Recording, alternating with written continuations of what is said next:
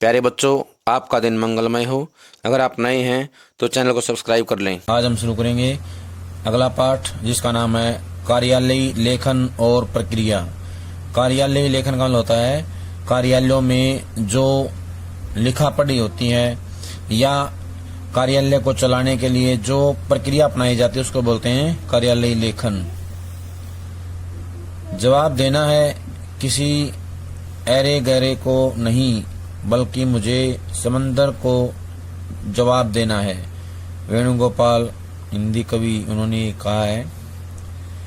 इस पाठ में हम पढ़ेंगे औपचारिक पत्र क्या होते हैं, टिप्पणी, मुख्य टिप्पणी, आनुषंगिक टिप्पणी, अनुस्मारक, अर्ध सरकारी पत्र, स्वतः स्पष्ट टिप्पणी, कार्यसूची, कार्यवृत्त, प्रेस विज्ञप्ति, परिपत्र। इन विषयों पर हम पढ़ेंगे।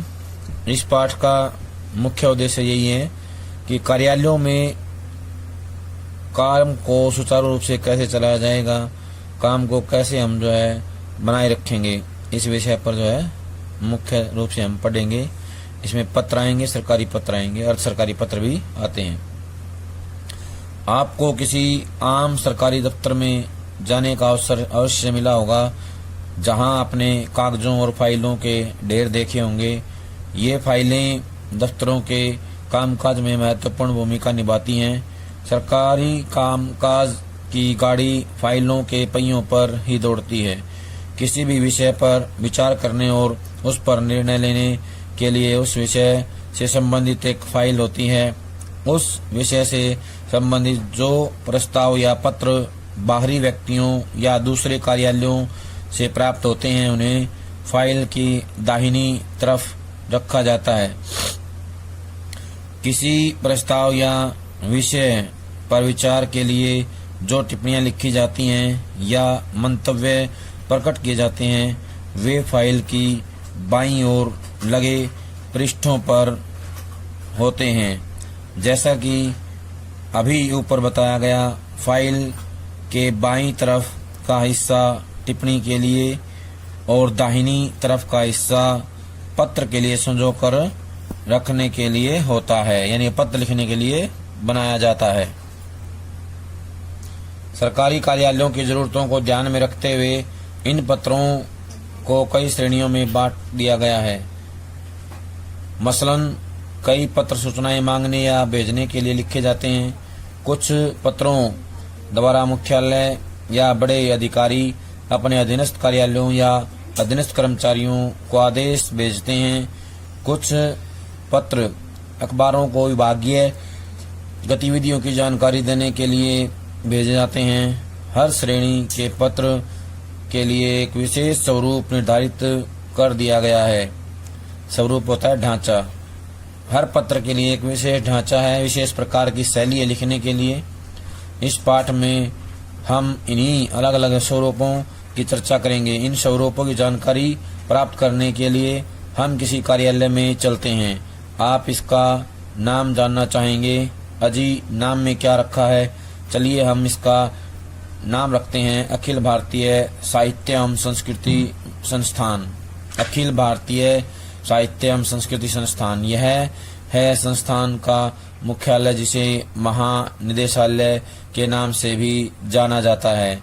देश भर में फैले तमाम क्षेत्रीय कार्यालय इसी के नियंत्रण में आते हैं। आइए हम इसके अंदर चलें। यह है महानिदेशालय का प्रशासन विभाग। यहाँ एक अनुभाग अधिकारी शंकरन जी पूरी गंभीरता से किसी मामले को सुलझाने में व्यस्त हैं। सामने एक पत्र पड़ा है जो मसले का केंद्र बिंदु है। पत्र मुंबई के क्षेत्रीय कार्यालय से आया है और इस प्रकार है।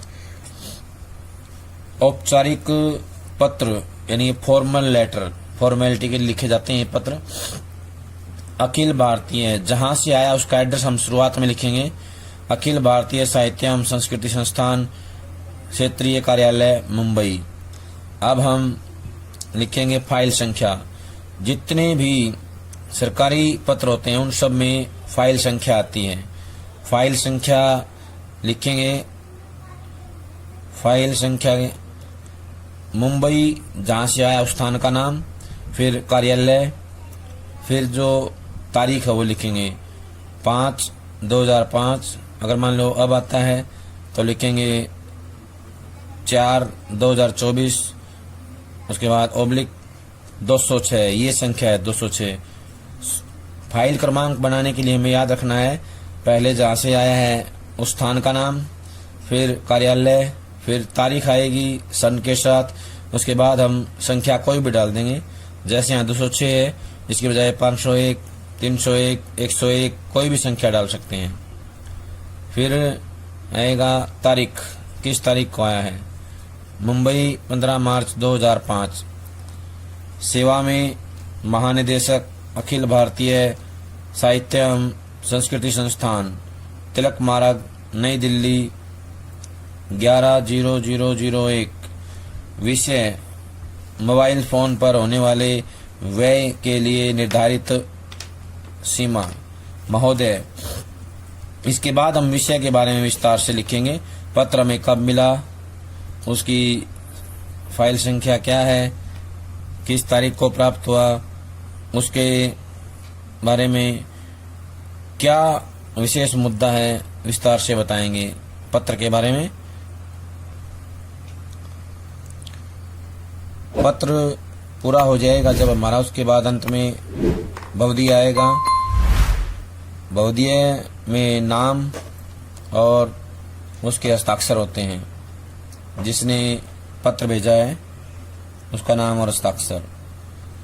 इसके बाद आगे पढ़ेंगे। शंकरन जी ने पत्र को पढ़कर बुरा सा मुंह बनाया। वे पत्र में बताए गए कारणों से कतई सहमत नहीं थे।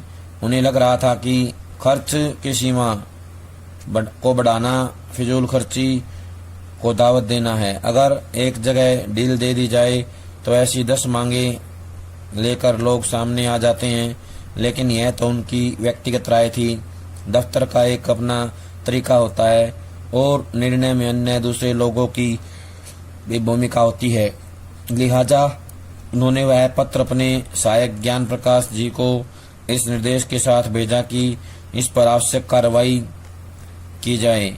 ज्ञान प्रकाश की कुर्राट सहायकों में से एक हैं, यानी कि वो जो हैं बड़े सख्त माने जाते हैं। विभाग में लंबे अरसे से हैं और इस वजह से वे विभागीय ज्ञान के भंडार हैं। उन्हें कार्यालय नियमावली की चलती फिरती लाइब्रेरी कहना कोई अतिशयोक्ति नहीं होगी। ज्ञान प्रकाश जी ने तुरंत वह फाइल निकाली जो मोबाइल फोन के खर्च में।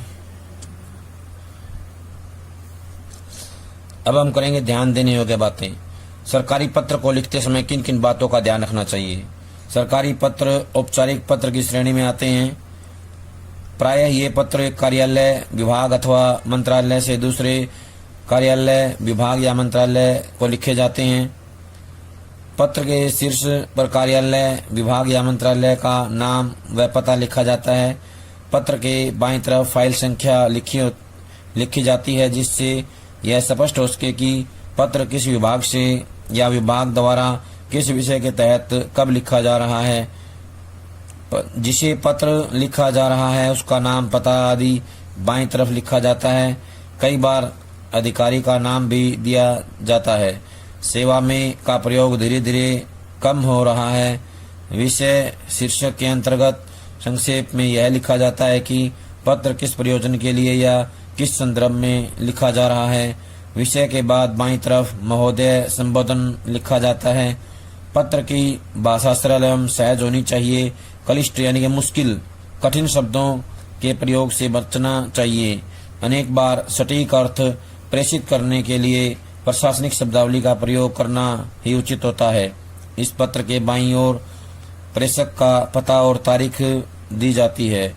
पत्र के अंत में बहुधीय शब्द का प्रयोग अधोलेख के रूप में होता है।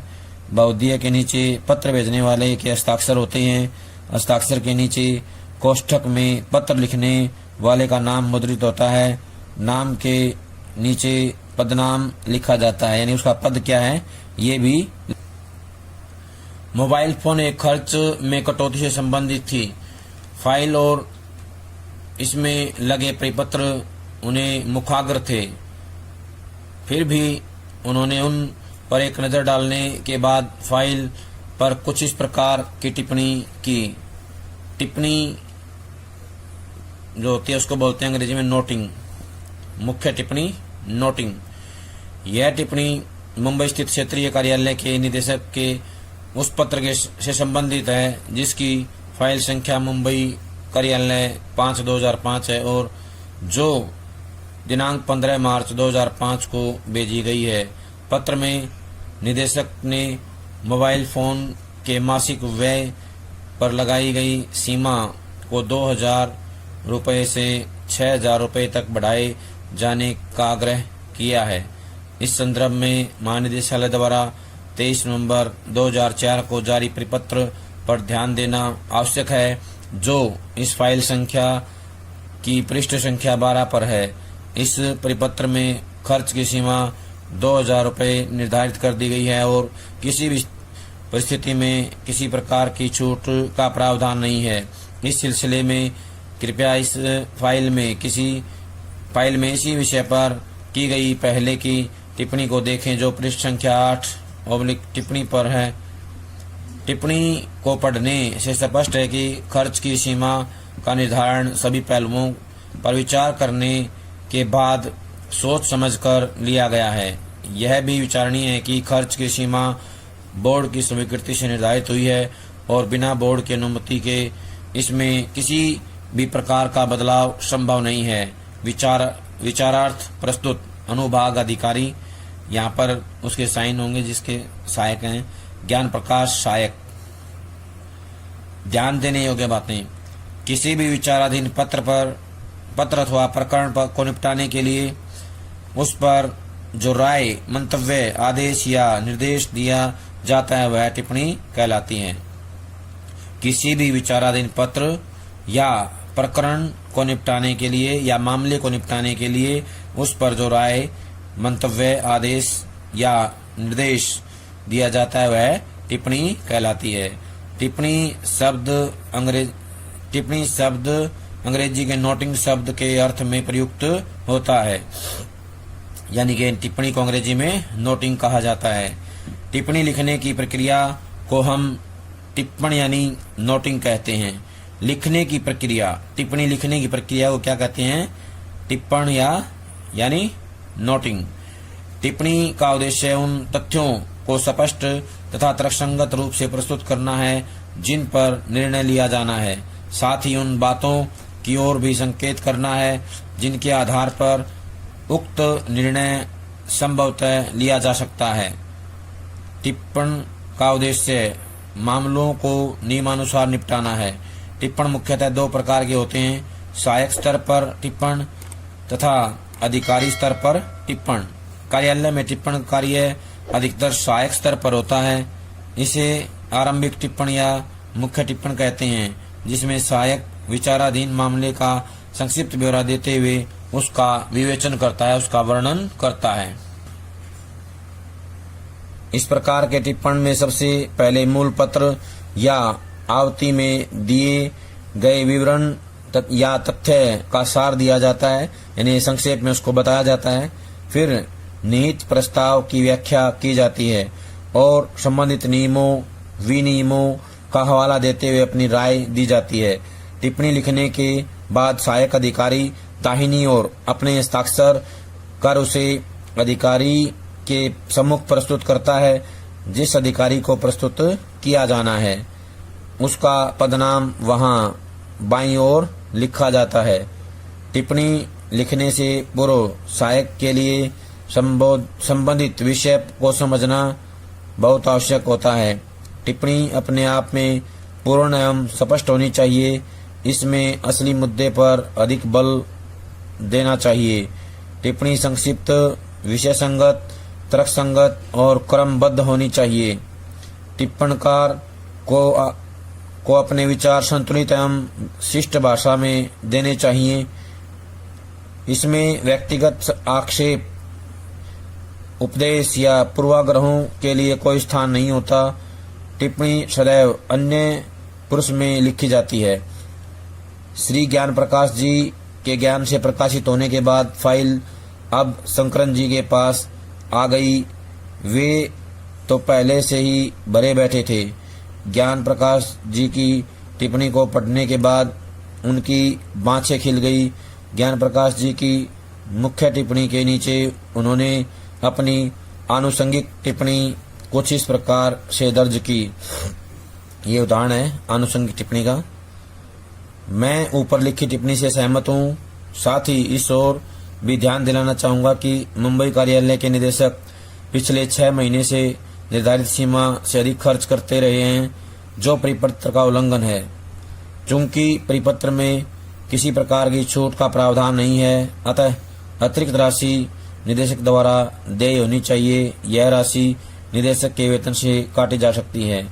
विचारार्थ उप महानिदेशक प्रशासन, यहाँ पर हस्ताक्षर होंगे जी शंकरन, अनुभाग अधिकारी।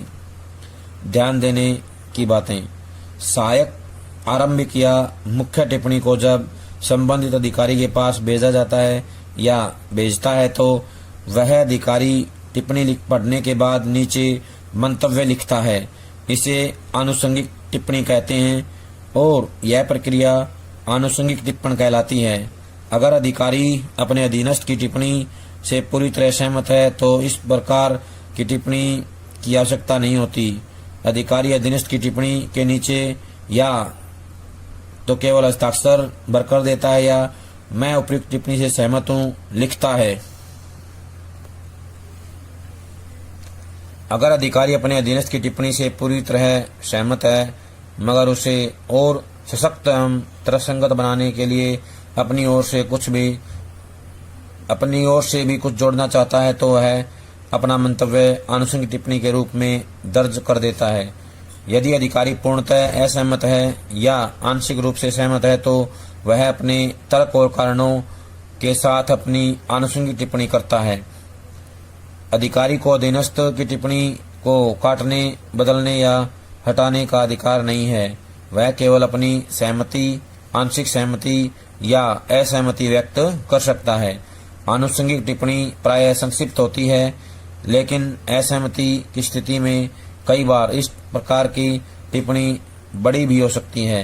अब फाइल एक और सीढ़ी चढ़कर राजकुमार शर्मा जी की मेज पर आ गई, जो उप निदेशक हैं। कामकाज को वे बड़ी दक्षता और फुर्ती से निपटाते हैं। वे नियमों के पाबंद हैं और उसमें कोताही उन्हें पसंद नहीं।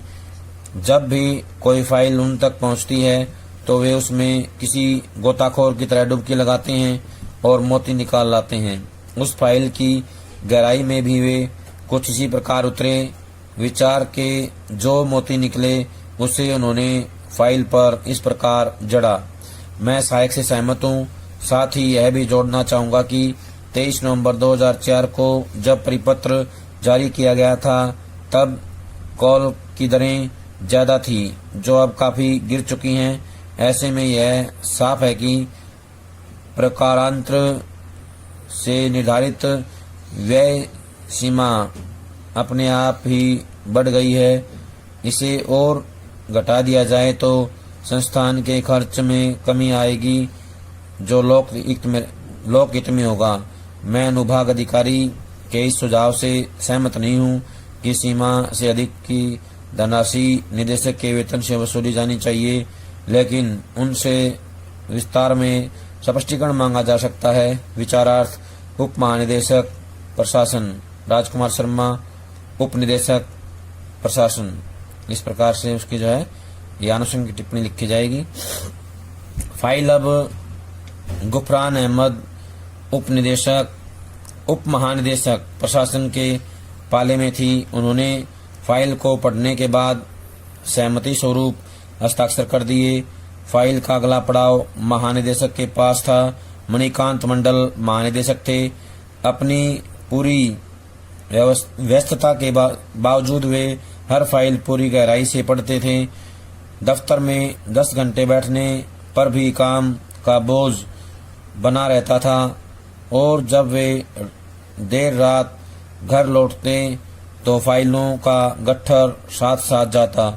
घर आई फाइलें उनकी पत्नी को स्रोत की तरह लगती, मगर वह भी थक हार कर समझौता कर चुकी थी। मंडल जी एक अनुभवी और सुलझे इंसान थे। फाइल पढ़कर उन्होंने महसूस किया कि नीचे के अधिकारियों ने नियमानुसार सही टिप्पणी लिखी है, लेकिन वे मुंबई कार्यालय के निदेशक के पक्ष से भी सहमत थे। दौरे के दौरान या दौरे पर मुंबई आते जाते उन्हें वहां की परिस्थितियों का ज्ञान था। उन्होंने सोच विचार के बाद अपनी टिप्पणी इस प्रकार लिखी, यानी प्रशासन विभाग के अधिकारियों ने नियमानुसार सही टिप्पणी लिखी है, मगर निदेशक ने खर्च की सीमा के अतिक्रमण के जो कारण दिए हैं उन्हें भी नकारा नहीं जा सकता। अपने दौरों में मैंने यह पाया है कि पिछले 6 महीनों के दौरान केंद्र की गतिविधियों में जो बढ़ोतरी हुई है उन्हें ध्यान में रखते हुए मोबाइल फोन पर हुआ खर्च उचित प्रतीत होता है। खर्च की सीमा संबंधी परिपत्र तैयार करने के क्रम में अलग अलग केंद्रों की विशिष्ट आवश्यकताओं को ध्यान में नहीं रखा गया है। मुंबई की तुलना अन्य स्थानों से नहीं हो सकती, अतः मुंबई के लिए खर्च की सीमा बढ़ाकर 6,000 रुपये प्रति मास करना युक्तिसंगत प्रतीत होता है। चूंकि मासिक व्यय संबंधी पिछला परिपत्र बोर्ड की अनुमति के बाद जारी किया गया था, अतः बोर्ड की अगली बैठक में इस पूरे मसले को प्रस्तुत कर उनकी अनुमति ली जानी चाहिए। इधर आएगा उप महानिदेशक प्रशासन, साइन होंगे हस्ताक्षर मणिकांत मंडल महानिदेशक। जिस अधिकारी ने टिप्पणी की है उसके भी इसके ऊपर साइन होते हैं। प्यारे बच्चों, आज जो काम करवाया गया है सभी इसको अच्छे समझ करके कॉपी में लिख कर याद करें। सभी का बहुत बहुत धन्यवाद।